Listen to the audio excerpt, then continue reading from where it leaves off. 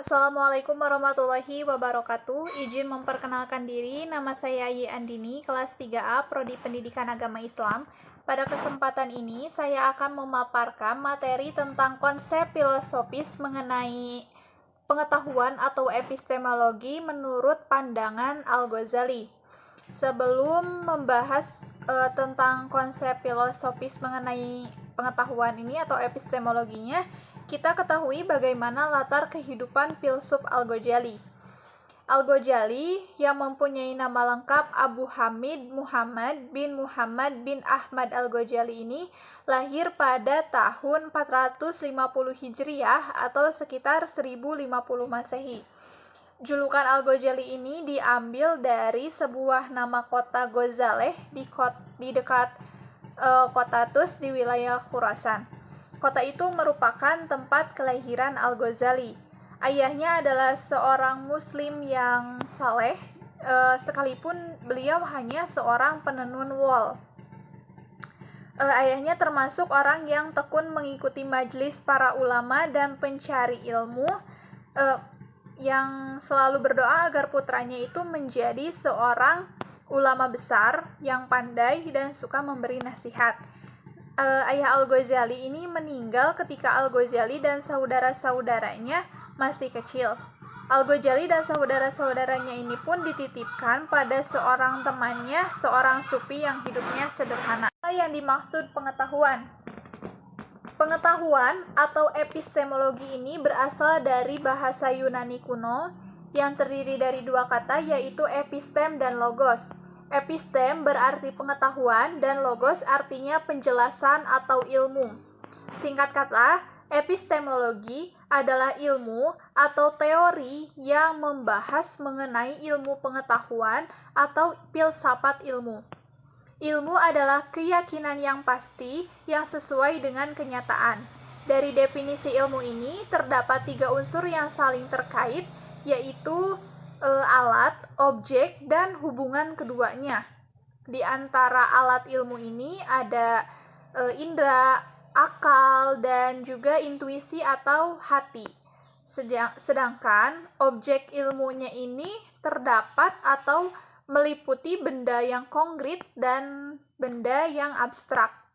Sedangkan yang dimaksud dengan hubungan keduanya itu berarti hubungan dalam bentuk pencapaiannya. Selanjutnya yaitu apakah manusia bisa memperoleh pengetahuan?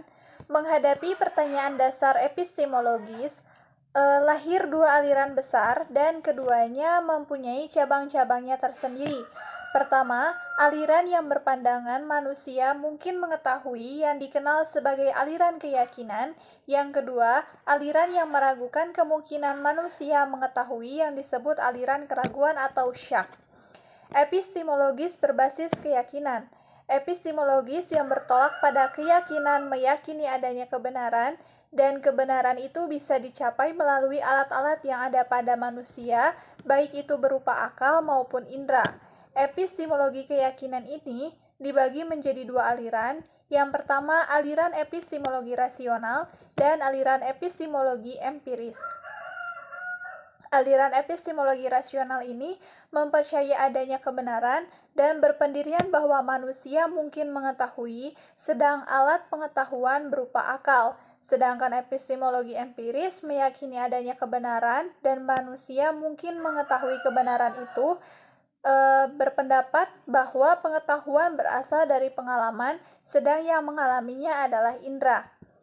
Yang selanjutnya adalah ada epistemologi yang berbasis pada keraguan. Nah, epistemologi yang berbasis pada keraguan ini berarti epistemologi yang berada di tengah-tengah antara keyakinan dan penolakan mengenai kemampuan pengetahuan manusia. Prinsip utama epistemologi adalah meragukan manusia mampu mengetahui. Epistemologi keraguan terpecah menjadi epistemologi keraguan mutlak, muqallidah, dan imani. Maksud dari epistemologi keraguan mutlak ini, aliran ini tuh menegaskan bahwa manusia memang tidak mungkin mengetahui. Sedangkan epistemologi muqallidah dan imani di sini meyakini adanya kebenaran, tapi menolak kemampuan akal dan indera dalam mengetahui kebenaran itu. Dari manakah pengetahuan itu berasal? Menurut Al-Ghazali, pertama-tama pengetahuan itu datang dari Tuhan melalui ilham. Tetapi ilham bukan merupakan wahyu atau kenabian. Dengan demikian, Al-Ghazali membedakan antara ilmu yang diperoleh dari ilham.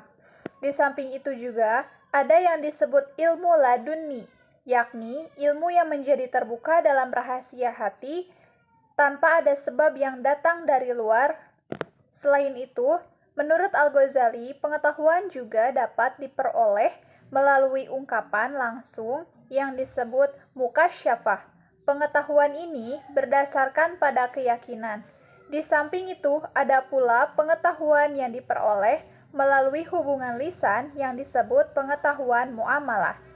Sumber-sumber dalam epistemologi ilmu pengetahuan Islam yang diwakili oleh epistemologi ilmu Al-Ghazali ini adalah Al-Quran, hadis, indera, akal, dan hati.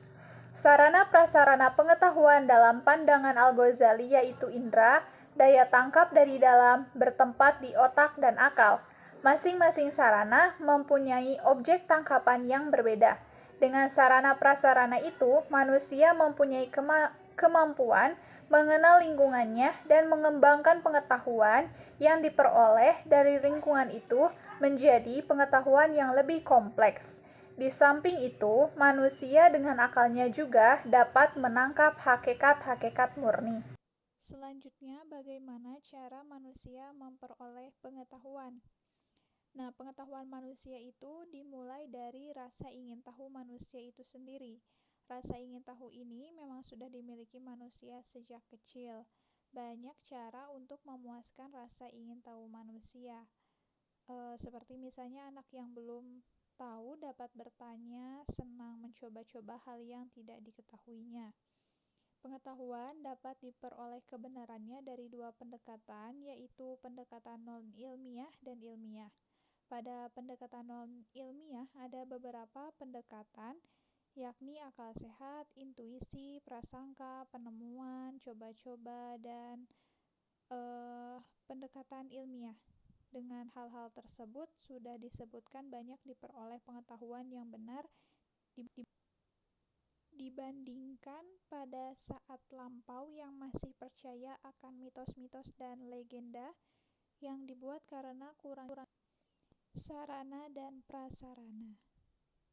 Selanjutnya yaitu mencari dan menemukan kebenaran perlu dilakukan dengan pendekatan filsafat ilmu yang mengkaji dari aspek ontologis, epistemologis, dan aksiologis.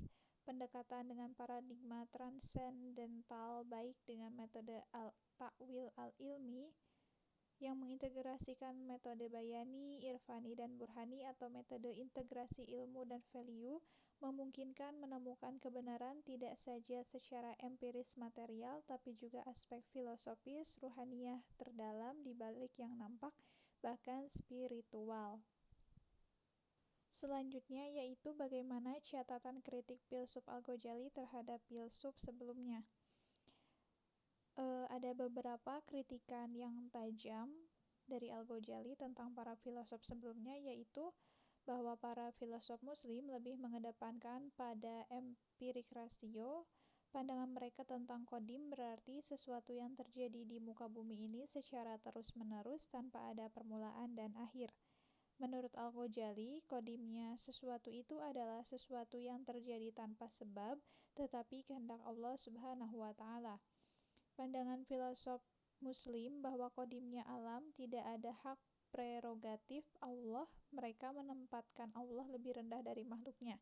Menurut Al-Ghazali bahwa para filsuf Muslim sangat keliru karena sebagai Muslim mereka tidak menyadari bahwa Allah menciptakan alam semesta ini secara emanasi tanpa dibatasi ruang dan waktu. Al-Ghazali memandang para filosof sebagai ahli bid'ah dan kafir. Para filosof dalam penelitiannya banyak mendustakan Allah dan Rasul-Nya. Para filosof Muslim maupun filosof Yunani lebih mengarah ke pola pikir materialis dan naturalis.